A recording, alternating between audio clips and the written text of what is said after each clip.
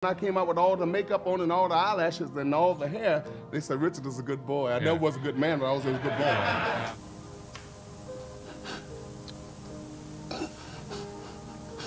It hurts, doesn't it? I'm sorry. But look what you have done with your life. He is phenomenal. You are. There has been persistent confusion and controversy surrounding the death of Little Richard. However, recent reports indicate that his son, Danny Jones, has finally laid some of those rumors to rest. Little Richard stands as one of the most iconic singer-songwriters in the history of music. An original pioneer of rock music, he left an indelible mark with signature 1950s hits such as Tutti Frutti, Long Tall Sally, and Good Golly Miss Molly. Renowned rock stars credit him for shaping their sounds and contributing to the establishment of the rock and roll genre. This is a man who knows how to scream. His significant contributions led to inductions into the Rock and Roll Hall of Fame and the Songwriters Hall of Fame, in addition to receiving a Lifetime Achievement Grammy Award. Born Richard Wayne Penniman, the iconic rocker experienced marriage once, tying the knot with Ernestine Harvin from 1957 to 1964. Throughout his life, Richard grappled with a complex relationship with his sexuality. At times, he openly identified as gay, as revealed in a 2016 GQ interview, where he discussed his father's reaction. He said he wanted 7 boys, and that I had spoiled it because I was gay. Despite these statements, there were instances where he expressed conflicting views on his orientation. In a 2017 interview with 3ABN, as reported by Ebony, Richard spoke against the LGBTQ community. Despite the complexities surrounding his personal life, Richard had only one child, his adopted son, Danny Jones Penniman. Danny Jones' biological mother is Claiborne Jones. At the time of her encounter with the Good Golly Miss Molly singer, she resided in South Central Los Angeles and was a single mother to several children. Their connection deepened when Danny's mother, while attending church, established a strong rapport with Richard. It was during this period that Danny's mother approached Richard and requested if he could take her son Danny under his wing regarding this matter. Danny once said, "I had 6 sisters and 3 brothers living in a poor neighborhood doing whatever. My mom asked him, 'Richard, could he take care of me, the star kid?'" Further elaborating on the reason why his mom did this, he added, "Because she didn't want me turning out like the rest of my sisters and brothers," and he agreed. On May 9, 2020, Little Richard, the legendary musician, departed from the realm of the living. He passed away at the age of 87 in his residence in Tennessee. The reported cause of his death was bone cancer. Confirming his father's demise, Danny Jones Penniman personally conveyed the news to Rolling Stone. After Danny's father died, he revealed that his mother had asked Richard to take him in. He would never say anything to me about whatever I was doing. He would just always encourage me, he told Rolling Stone. Danny joined his father on the road, and he shared insights into the wisdom his dad imparted over the years. Reflecting on Little Richard's parenting style, Danny explained, "Parenting for him was he would say something to you, and you had to figure it out." He further recounted some of his father's advice, such as, "You control the money, don't let the money control you." As a child, these statements might have seemed cryptic, but as life unfolded, Danny came to understand their significance. In the latter years of Little Richard's life, Danny remained closely connected, residing and working with him in Tennessee. Danny shared that in the final stages, Richard's attention had shifted significantly towards his life in the church. Following his father's passing in 2020, Danny took on the role of confirming and announcing the news. Since Little Richard's death, Danny has maintained a relatively private profile. The most interesting thing is that people believe that Richard himself also sent a cryptic message before he died. Little Richard earned the title the Architect of Rock and Roll for his pioneering contributions to the genre. While an architect traditionally designed structures, in this context, it refers to Richard's groundbreaking approach to rock music. He defied conventions by accelerating the tempo of his songs, setting a new standard in pop music. Even behind a piano, his unmatched stage presence exuded confidence in an unprecedented manner. However, His audacious style was not universally embraced in Hollywood. Despite the remarkable aspects of his career, it's intriguing to explore why the singer made the decision to return to school to acquire literacy skills. "I stopped and went to school, you know. I've never made this type of money, David. You know, I was making $15 a week, and all of a sudden I'm making $10,000 an hour. So I went back to school to learn." Motivated by a desire to comprehend the intricacies of the music industry, Little Richard returned to school with a specific goal to understand his earnings and protect himself from exploitation by unscrupulous figures in Hollywood. During a past interview, as he discussed his decision to pursue education, the audience erupted in laughter, possibly interpreting his move as eccentric. Yet Little Richard, undeterred by the laughter, was well aware of the importance of his actions and had a clear understanding of what he aimed to achieve. "I needed to know how to handle the money. I had a lot of managers that was handling it, a whole lot taking it, leaving me nothing. I didn't even know how to count the nothing that they left. So I went back to school to study." Richard openly embraced his identity as a gay man. Charles White's 1984 biography, The Life and Times of Little Richard, intricately weaves together accounts from Richard himself and those in his inner circle, including fellow artists. The biography chronicles his journey from a young gospel singer in Georgia to becoming a trailblazing figure in Southern rock and roll. Within its pages, Richard reflects on the early experiences that played a crucial role in shaping his identity throughout the years. "Never had it, can't get it, don't want know where to find it." From a young age, Little Richard expressed what some around him in his childhood viewed as a feminine sensibility, experimenting with his mother's makeup and clothing. At the age of 15, he faced expulsion from his home by his deacon father. Undeterred, he embarked on a journey into the world of performance, captivating audiences at various venues around Atlanta. His travels led him to the Chitlin Circuit, a network of performance spaces across the southern United States that provided a safe platform for black musicians, comedians, and entertainers during the era of segregation. Growing up in Georgia, Richard was exposed to the contrasting religious practices of his mother's Baptist congregation and the lively participatory worship at the African Methodist Episcopal Church, where his father served as a minister. During his childhood, Little Richard navigated challenges and became adversity due to his physical peculiarities. As he recounted to biographer Charles White in The Life and Times of Little Richard, Richard's childhood was marked by a distinctive appearance: a large head, one big eye and one little eye. However, the most prominent anomaly was his little leg. His right leg was 3 inches shorter than his left, significantly affecting his walking style. His gait had an irregular cadence, and his pronounced hip sway led neighborhood children to mistakenly believe he was attempting a feminine walk. Regrettably, Richard became a target for homophobic slurs and verbal abuse from some of his peers. However, rather than succumbing to the negativity, the experience fueled a competitive spirit within him. Growing up as one of 12 siblings, he always had a familial rival to challenge in various pursuits. Interestingly, Little Richard's little leg played a pivotal role in his introduction to music. People magazine highlighted that Richard's mother believed attending church could heal his physical condition. Although his leg never lengthened, attending church exposed Richard to the world of music, where he discovered the extraordinary power of his vocal abilities. As his musical career unfolded, he encountered the harsh realities of racial discrimination and exploitation.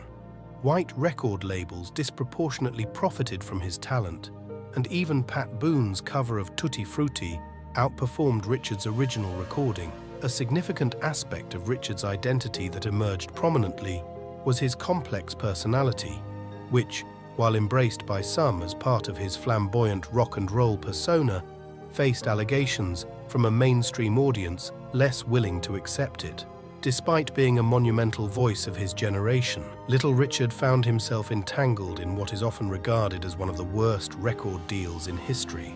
Expelled from his father's home at 15 due to his flamboyant nature, he found solace and support in the local Georgia music community. 6 years later, His breakthrough came when he secured a record deal with RCA Records after a standout performance at the TikTok Club in Georgia. Strong inspiration from South Carolina-based pianist Escarita, known for his expressive makeup and pompadour hairstyle, Little Richard adopted a spirited musical and personal style that would leave an indelible mark on the history of rock and roll. When I would wear makeup, they would let me sing for the white girls. When I put on eyelashes and all that, they would let me sing. But when I went as a straight dude, they would let me sing. Now, why is that? Well, they thought I wanted the girls. Quote, "When I first came along, I never heard any rock and roll. When I started singing rock and roll, I sang it a long time before I presented it to the public because I was afraid they wouldn't like it. I never heard nobody do it, and I was scared." Little Richard told Rolling Stone magazine in 1990. Little Richard's ascent to fame was marked by a slow and challenging journey. Despite being a signed artist, the initial 5 years of his career saw minimal radio play. To make ends meet and support his family, he took on shifts as a dishwasher at a Greyhound station. It was during these dishwashing duties that the iconic line from his first hit, Tutti Frutti, was born. Aop, bop, iop, bam, boom. Little Richard forwarded the record to Specialty Records located in Chicago. Subsequently, the song achieved its pinnacle at number 17 on the pop chart. Over the ensuing years, Little Richard continued to unveil more chart-topping hits such as Long Tall Sally, reaching number 6 on the pop chart, and Slippin' and Slidin'. His fusion of Southern gospel and blues from Georgia into the burgeoning rock and roll scene, coupled with his enthralling stage presence, swiftly garnered national acclaim. However, his triumphs failed to translate into financial prosperity as he fell victim to rampant exploitation. Furthermore, despite his escalating national acclaim, the music industry remained predominantly segregated during the 1950s. Following a short break from rock and roll and a foray into gospel music, Little Richard made a comeback in the mid-1960s, sharing the stage with other icons like the Rolling Stones and Bob Dylan. By the end of the decade, his achievements were underscored by sold-out shows in Las Vegas, Atlantic City, and Toronto. His global renown solidified his status as a living legend, yet his personal challenges persisted. "I started drinking all kinds of liquors. Then I went into I used to take so much cocaine till my nose was big enough to park diesel trucks in." The vocalist grappled with addiction, engaging in substantial consumption of LSD, PCP, heroin, and notably, he candidly revealed to People magazine that he was blowing about $1,000 of cocaine when I'd blow my nose. Blood and flesh would come out on my handkerchief. Little Richard elaborated.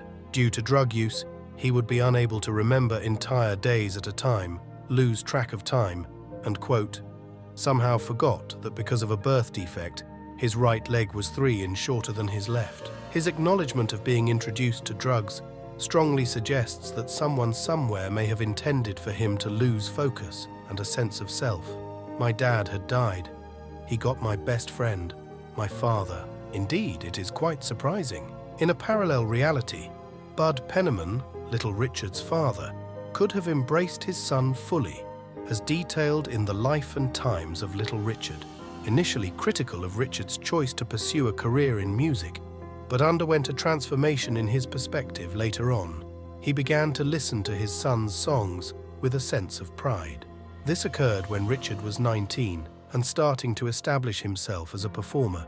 He recalled, "My daddy had never been behind me in my career until then, and he was just starting to come behind me. He was going to buy me a car to help me in my traveling. Unfortunately, Bud never had the chance to give his son that car." In a revealing GQ interview, Little Richard shared, "My best friend, Frank, shot him. He was out of jail in a week. We never quite found out what really happened." The incident transpired outside a bar where Frank Tanner, Richard's friend, had been playfully tossing firecrackers into a coal stove at the Tip Top Inn owned by Bud. Annoyed by the antics, Bud expelled Frank from the establishment, and the situation quickly escalated. Frank created a disturbance outside, prompting Bud to grab a gun and confront him. The precise details of the altercation remain unclear, but the tragic outcome was Bud's death. In one devastating moment, Little Richard lost the man who played a role in giving him life, but had also made that life tumultuous. The scars from his father's rejection endured, and Richard would grapple with self-reflection in the years that followed. As highlighted earlier, Hollywood offered little protection to Richard. Even in clear-cut cases, it was not just music fans who adored Tutti Frutti. Pat Boone also recognized its appeal and promptly recorded his own version. This pattern would persist throughout Little Richard's career, with other artists, particularly white ones, replicating his music, and Hollywood executives failing to assist him in maintaining control. In the instance of Tutti Frutti, Boone initially enjoyed greater success with his rendition, despite its inferior quality. Indeed, Pat Boone had a recurring pattern of appropriating Little Richard's work, leading Richard to perceive it as a consequence of racial bias. In a 1984 interview with the Washington Post, Richard expressed his frustration, stating, "When Tutti Frutti came out, Elvis was immediately put on me, dancing and singing my songs on television." In the life and times of Little Richard, he recollected that a lot of people in management didn't like it because I was a white attraction, suggesting that this bias translated into blatant disrespect. For instance, during performances in Las Vegas, Richard received inferior accommodations compared to white musicians and faced financial exploitation. All Black Records, which was called Race Records at the time, was played on black stations only. Pat Boone covered Tutti Frutti, although he covered a lot of other people. He was covering everybody. Could he be covered? He refused to endure such treatment in silence and actively called for fairer treatment. Ultimately, he held the belief that racism unjustly deprived him of his rightful musical legacy. In a 1999 interview with the Washington Post, Little Richard proudly asserted his role as, quote, "the architect of rock and roll. If it's a white guy, they say he's the king of rock and roll, but if it's a black guy, they add self-proclaimed. They say he's the self-proclaimed king of rock and roll. Nobody claim me. Can't nobody shoot me 'cause they ain't B. They haven't given me anything. I couldn't borrow nothing. They didn't help me. I just lived on the mercy of God, and I made it through blood, sweat, and guts." Throughout his illustrious career, Little Richard garnered numerous awards and accolades that recognized his significant contributions to music. Notably, he was inducted into the Rock and Roll Hall of Fame in 1986 and later received induction into the Songwriters Hall of Fame. His impact was further acknowledged with Lifetime Achievement Awards from the Recording Academy and the Rhythm and Blues Foundation. In 2015, he was honored with a Rhapsody and Rhythm Award by the National Museum of African American Music, acknowledging his pivotal role in advancing African American music and culture, especially during a time marked by racial divisions in the United States. Additionally, the Library of Congress included his iconic song Tutti Frutti in the National Recording Registry in 2010, cementing its cultural and historical significance. "But I used to wear my hair like that. They take everything I get. They take it from me." In the mid-1980s, Little Richard made a triumphant return to the cultural spotlight after a self-imposed hiatus dedicated to religious pursuits and spiritual contemplation. His comeback, lasting more than a decade, solidified him as a cherished and entertaining figure in American pop culture, rock and roll, and nostalgia. In 1984, the release of his biography marked the beginning of his resurgence. This was followed by Lifetime Friend, his first pop recording in over a decade. The lead-off track, Great Gosh Almighty, featured in the film Down and Out in Beverly Hills, which also starred Little Richard, enjoyed success on the Billboard pop chart. Little Richard, an inaugural inductee into the Rock and Roll Hall of Fame, became a ubiquitous presence on television. He made appearances on popular shows like Miami Vice, Baywatch, and Martin. Notably, in 1994, he starred in a special episode of Full House. In this episode, focused on the school arts program, Little Richard, playing himself, delivers a lively performance of Keep a Knockin' with Uncle Jesse's band, the Rippers, after playing Itsy Bitsy Spider on Uncle Jesse's keyboard. In the end, the music legend passed away with some regrets, underscoring the notion that a life devoid of regrets might mean one has not lived or learned enough from life's challenges.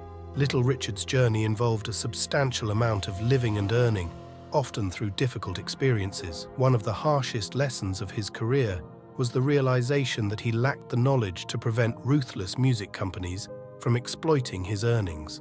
Reflecting on this in a 1984 interview with Jet, the iconic artist confessed, "I was ignorant, illiterate really. I was so glad to be famous. But if I had my life to live over again, one of my greatest desires would be to be more educated so I could protect myself."